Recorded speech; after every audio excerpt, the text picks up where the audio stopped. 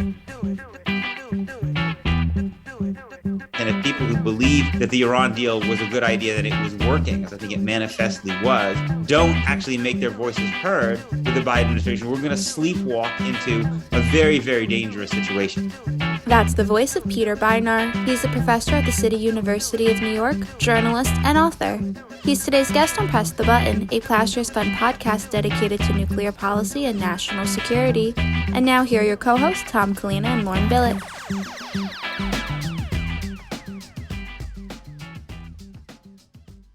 Thanks, Angela, and welcome back to Press the Button. Tom, it's so great to see you. How was your weekend? Lauren, great to see you too. My weekend was good. I took a road trip up to upstate New York to beautiful Ithaca, where my wife's father lives. We went to visit him. He's a professor at Cornell, where I went to college. So it was great to be back there. It's a beautiful campus. It's a beautiful area. It was gorgeous weather. We did some hiking. So it was a lot of fun. How was yours? That sounds very fun. My weekend was way less adventurous. I'm not a fan of the heat, so you'll find me for the next about 6 months inside. And this weekend, I devoted it to spring cleaning. I'm sure our listeners don't want to hear me talk about mopping and vacuuming and scrubbing the floors, so I'll just leave it at that. Tom, what updates do you have to share on the nuclear front? Well, turning our attention to Ukraine, last week the U.S. Director of National Intelligence, Avril Haines, warned in Senate testimony that Russian President Vladimir Putin could view the prospect of defeat in Ukraine as an existential threat to his regime. And this could potentially lead Putin to use nuclear weapons in the conflict. This is obviously a sobering assessment.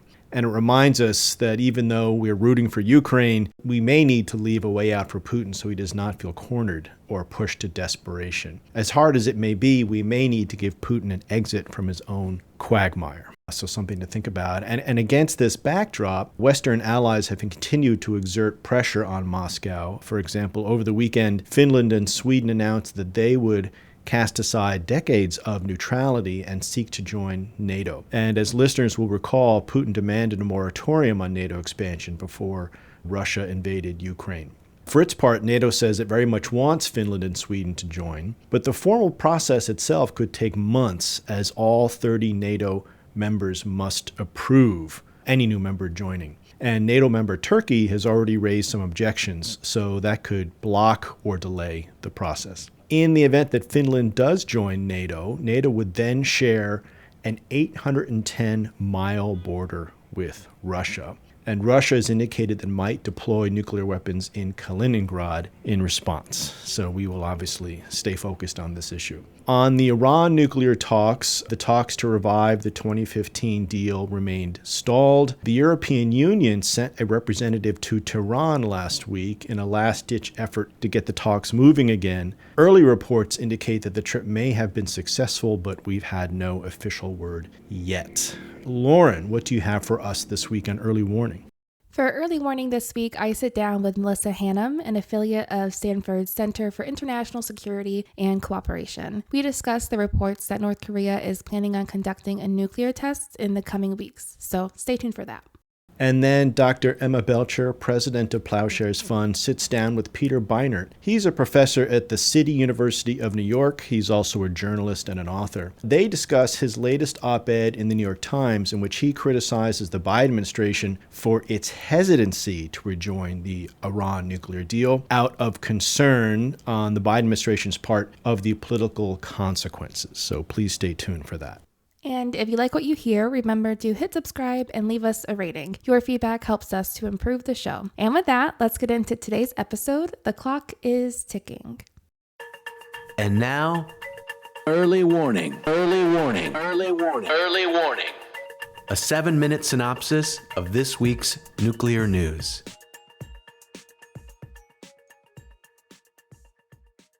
According to the U.S. State Department, it appears that North Korea is planning to ramp up its nuclear activities in the coming weeks and are apparently preparing to conduct a test at a closed nuclear facility.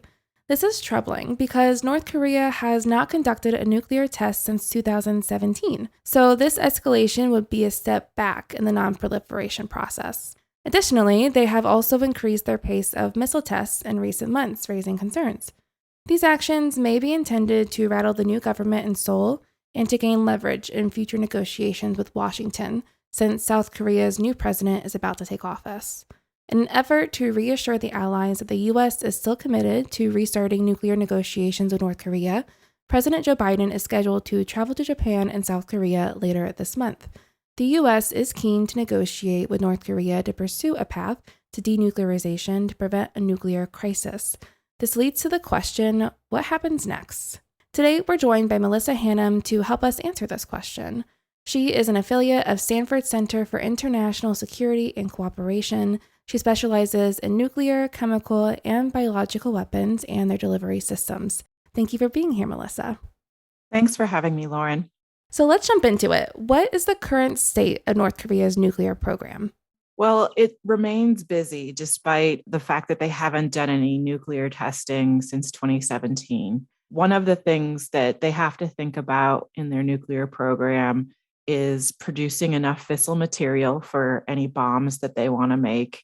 And there's been signs that activity around producing fissile material has been ongoing. And so while I think they have been focusing maybe more on quantity rather than testing new designs, for example, we are now seeing satellite imagery which shows activity around the previously closed Punggye-ri nuclear test site. There hasn't been a nuclear test in North Korea since 2017. So why would they resume testing now? Well, as you may have seen, they've been doing some interesting and perhaps unusual missile tests lately.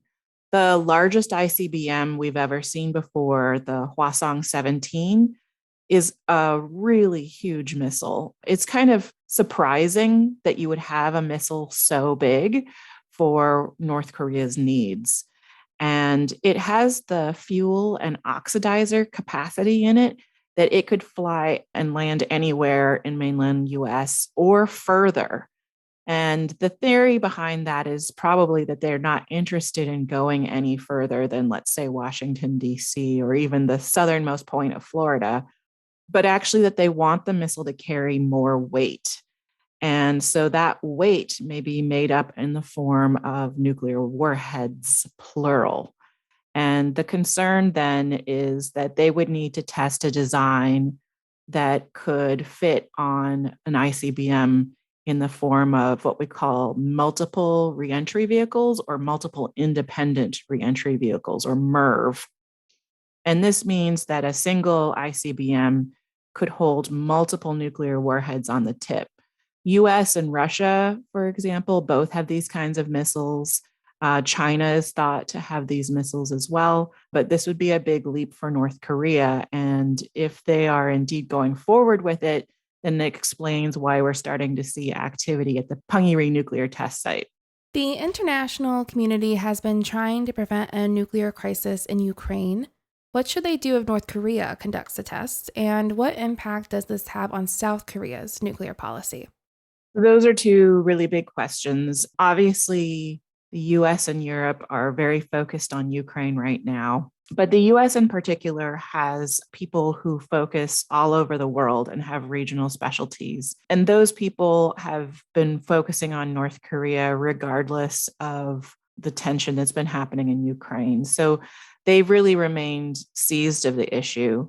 There have been multiple overtures to North Korea, not just about the plan to quote unquote denuclearize the Korean Peninsula, but also about other issues like humanitarian issues, including the coronavirus. So far, all of the US's attempts at reaching out to North Korea have been rebuffed.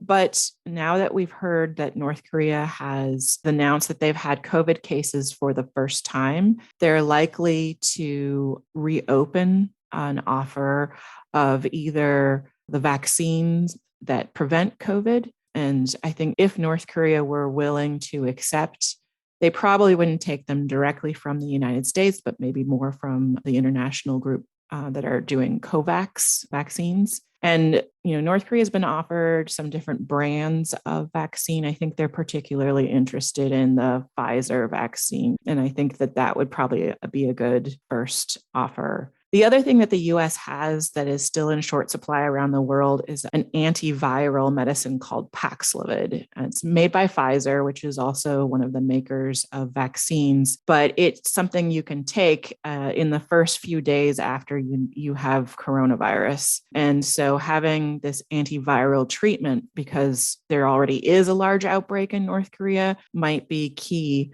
to helping them stave that off. And I know that sounds really like humanitarian work rather than nuclear weapons work, but it's still a way to kind of build trust between North Korea and the rest of the world. And it's just good sense because North Korea is one of only 2 countries in the world that don't have any vaccines. And the virus can mutate if it spreads widely in North Korea and create problems all over. So if we're lucky, and, we can build up some trust through doing maybe not just vaccine engagement, but also engagement on other issues that affect North Korea, like agriculture, food production that, can be delayed by flooding, particularly in the really mountainous regions of North Korea, all these kinds of things. Then hopefully we can translate that into some discussion about military situation as well.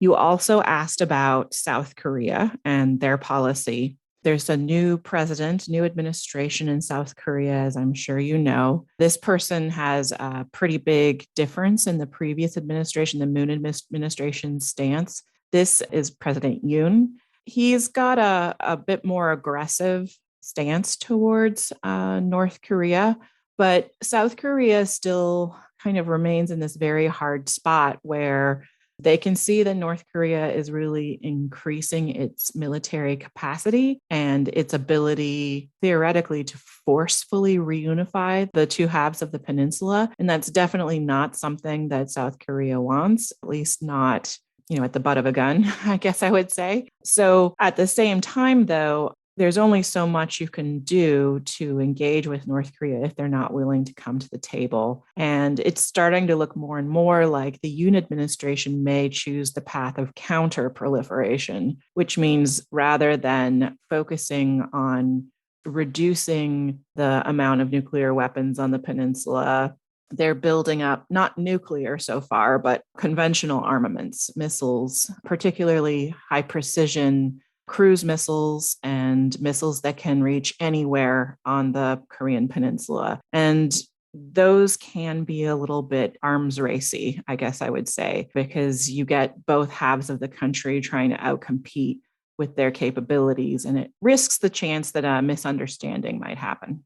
Our time is up, but thank you so much for your time. Thanks for having me. Hi, I'm Jacqueline Shing, the Communications and Marketing Specialist at Ploughshares Fund. Russia's invasion of Ukraine has exposed just how close nuclear escalation and nuclear war can be. To meet the urgency of this moment, Ploughshares Fund has launched a donation match challenge to make the largest grants possible to those who are working every day to reduce and eliminate nuclear weapons. Right now, all first-time gifts will be matched dollar for dollar, and all new monthly gifts will be matched at their 12-month value. Or increase your giving and the full amount above your last gift will be matched. Go to ploughshares.org/donate today. And thanks for listening.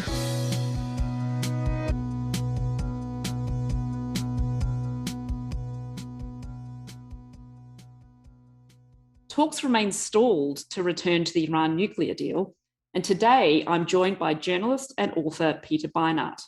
Peter is a professor at the Newmark School of Journalism at the City University of New York. He's also an editor-at-large of Jewish Currents and writes the Beinart Notebook, a weekly newsletter. His recent piece in the New York Times is titled, "Biden Could Make the World Safer, but He's Too Afraid of the Politics." Welcome, Peter. Thanks for having me. So, Peter, many of our listeners will have read your powerful article in the Times, in which you didn't hold back or pull any punches. For those people who might not have read it, can you give us your main thesis?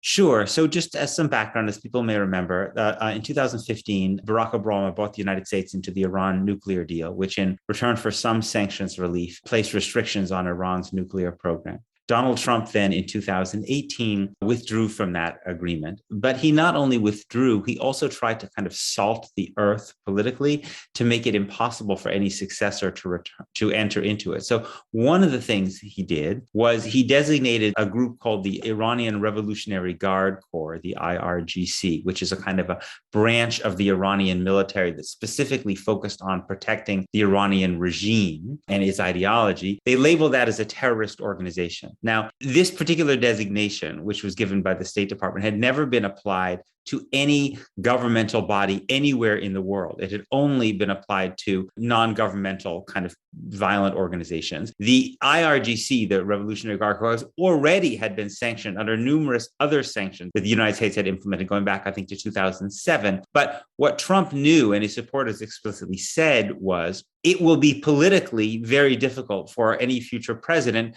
to withdraw this terrorism designation because people will say, oh, what? You love these foreign fighters who've killed Americans in Iraq? So he essentially created a trap for Joe Biden, and Joe Biden has basically walked right into it. Or essentially, he challenged Joe Biden, whether Joe Biden or future successor would be willing to have this political fight. And Biden seems to be saying, no, thank you. So even though by numerous reports, the Iran nuclear deal is almost done in all of its different particulars. On this issue, the Iranians are actually willing to allow the U.S. to maintain all of these other sanctions against the IRGC, but they want this one lifted. And the Biden administration has said, Tony Blinken, the Secretary of State, said, this is symbolic. It actually makes no actual difference to limiting the IRGC's what it can do. But basically, they're not doing it anyway because they don't want the political fight with Congress. Thank you very much. And how was your article received? Look, to be honest, and I find this frustrating. It's actually difficult to get people to focus attention on this. Obviously, the war in Ukraine has kind of sucked enormous amount of people's foreign policy energies. And then, of course, with the abortion ruling and, many of America's domestic travails, it's difficult for people to focus on this. But it's one of the reasons I wanted to write it was to say that if we don't pay attention to this, and if people who believe that the Iran deal was a good idea, that it was working, as I think it manifestly was, don't actually make their voices heard with the Biden administration, we're going to sleepwalk into a very, very dangerous situation because Iran is going to get to within just mere days of having the capacity to build a nuclear weapon. And that will produce a crisis that could even send the US or Israel and Iran to war. You've outlined why you decided to write about this at the moment when, as you've mentioned, Ukraine is dominating the headlines. Yeah. In the process of writing the story, did you come across anything that surprised you as you began to dig into it? Is there a backstory or anything that didn't kind of make it into the article that is worth noting?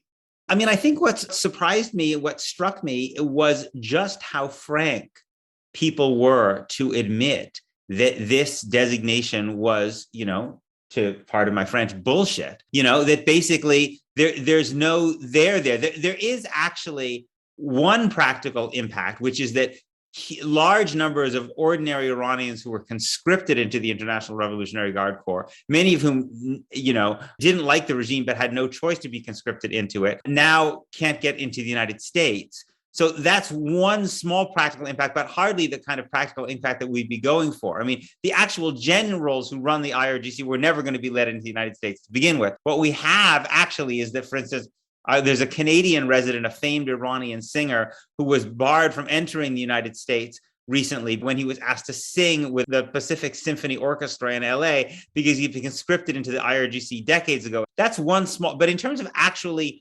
restraining what the IRGC can do, Tony Blinken, the Secretary of State, said in testimony to the Senate Foreign Relations Committee late last month that it was symbolic. It made no difference. And in fact, even some of the people who oppose lifting the designation, a guy I quote in the piece named Matthew Levitt from the Washington Institute for Near East Affairs, which is a pretty hawkish Middle East focused think tank, basically said it makes no real difference, but we just don't want to do it because it would make the Saudis and the Israelis upset.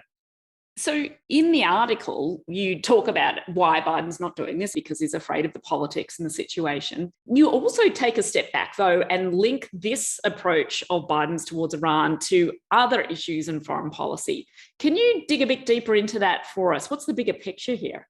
I think that the Biden administration has been hyper cautious or kind of timid in general on foreign policy issues on which they feel like they're going to have a political fight with people to their right. Now, one might argue that the Afghan withdrawal was an exception to that rule, and that did produce a big political fight. I think they felt that was necessary in order to refocus American foreign policy on the kind of great power conflict they want to focus on. But if you look at issues where there are strong domestic political constituencies, Cuba, for instance, Barack Obama started to move away from what had been a completely futile, and I would actually argue immoral, U.S. policy towards Cuba, which was doing nothing to dislodge the autocratic regime, but in fact, a series of sanctions that were really producing misery on the island and were being essentially, every year the United Nations would vote like 184-2 to say these sanctions were illegal under international law. And Obama was moving, I think, towards a much more constructive policy towards Cuba. But there's a political cost there, particularly in Florida, with people on the Hill, not only Republicans like Marco Rubio, but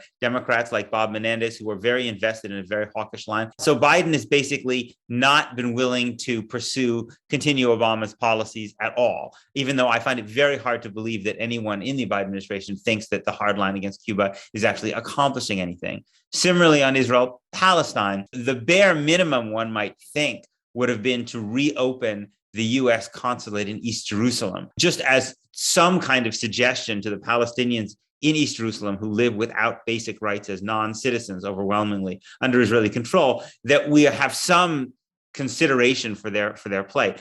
But also again, the Israeli government, Republicans in Congress vociferously oppose this.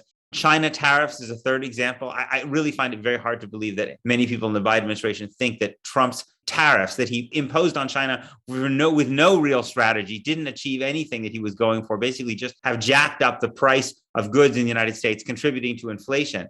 But in this hyper hawkish environment on China, the Biden administration has not been willing to repeal those at all. So it seems to me this unwillingness to re-enter the Iran nuclear deal is unfortunately of a piece with a kind of timidity you see about the politics of foreign policy in this administration. So given this timidity, what do you think the impact is going to be, both with respect to Iran and some of the other issues you've mentioned, in the shorter and longer term on Biden's legacy?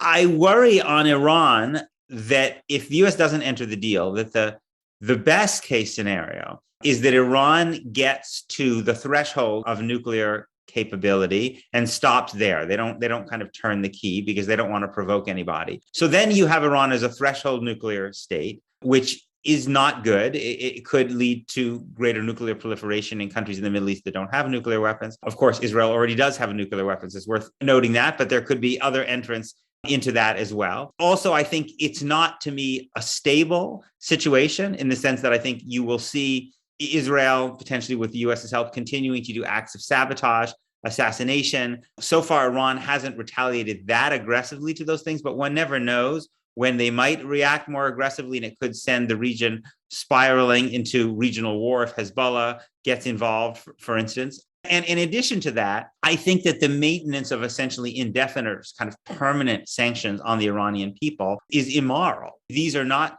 sanctions only targeted against particular regime elements who may well deserve them. They're, as Human Rights Watch and other human rights groups have detailed, they're also sanctions that make it much harder for Iranians to get life-saving medicines, for instance, have a very severe effect on people who are already being oppressed by that repressive and often brutal regime. And then they have these sanctions on top of it. And there's no reason to believe whatsoever that they are leading to regime change. Quite the opposite. I think what we know about sanctions is that sanctions often actually make it much easier for repressive regimes to maintain power. So essentially, you also are basically creating a situation where the sanctions are going to be maintained and even ratcheted up again. So this seems to me strategically and also ethically a really indefensible policy. And what do you think about the impact of this on the midterms? Clearly, there's that calculus going on here. What's your thought? I think the Democrats are going to get creamed in the midterms, period. I think it's overdetermined. As you know, the cycle is that parties, especially in the first midterm election after a president is elected, tend to fare very, very poorly. Then you have Biden's approval ratings are low. Inflation is a source of a lot of frustration. Maybe in some places, the outrage about the impending Roe v. Wade decision might help Democrats a little bit, but likely the Democrats are likely to lose significantly, and we're going to have a really If you think the last couple of years are bad, I think the last 2 years in Washington, the Biden administration, are going to be grim with a pretty kind of ghoulish Congress to be dealing with. So the question is, I think that's going to happen no matter what. So the question is, do you actually want to try to accomplish this Iran deal, pull us away from the brink of war, constrain Iran from being on the brink of having a nuclear weapon, being able to lift at least some sanctions to give ordinary Iranians a chance at a better life? Yeah, you're going to get beat up politically, but as Barack Obama did, I think if Joe Biden is willing to act forcefully as the leader of his party, who has a very good case to make, given that we ran this experiment about what would happen if you had, quote unquote, maximum pressure when Trump got rid of the deal, I think he could probably hold most Democrats. And, to those hawkish Democrats like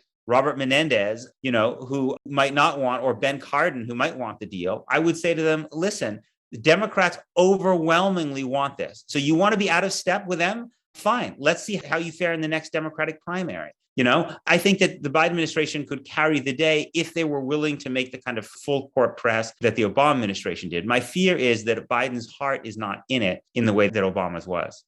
So as this issue, continues to unfold, what are you going to be paying attention to? And any final thoughts?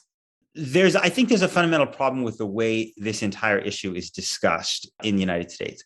First of all, as I mentioned before, the fact that Israel has nuclear weapons that are subject to no inspection whatsoever, Israel's not even a member of the Nuclear Non-Proliferation Treaty, is never mentioned in this conversation, right? Which is very important. Actually, if we have polling now that shows that Americans are considerably more likely to think Iran has nuclear weapons than to think Israel has, right? And that is partly because the US government doesn't acknowledge what everyone knows, which is that Israel has them. And the US media often actually will talk endlessly around and never mention what is the kind of elephant in the room, which is that Iran's main regional adversary has them.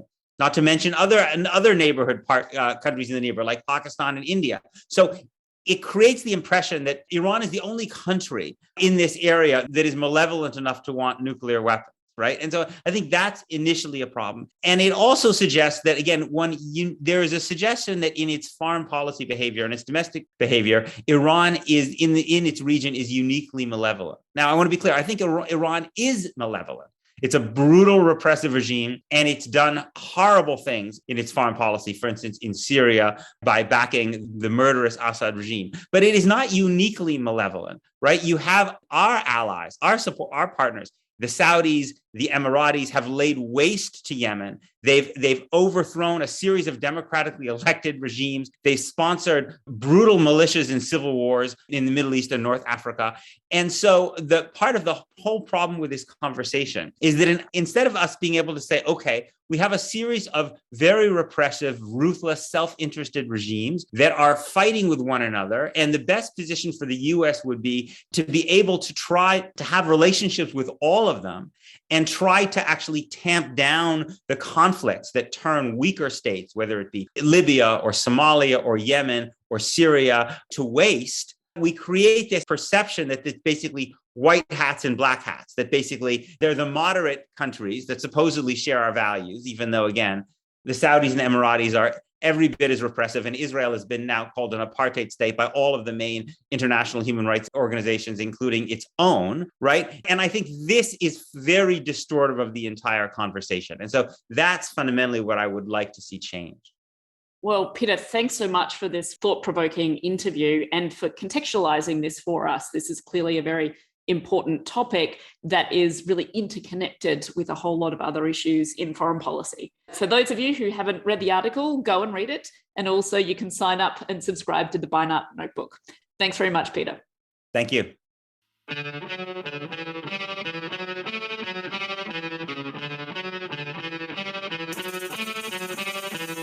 Thanks for listening to Press the Button. This podcast is produced and edited in Washington, D.C.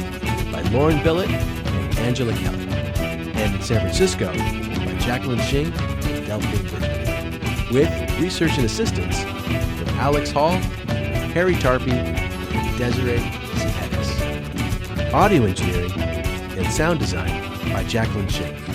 Our theme song is by Lyrics Born and the Poets of Rhythm, sampled with kind permission. Additional music by San Francisco-based bands 17 Evergreen and the Society of Rockets. To continue the dialogue and support our work, visit ploughshares.org.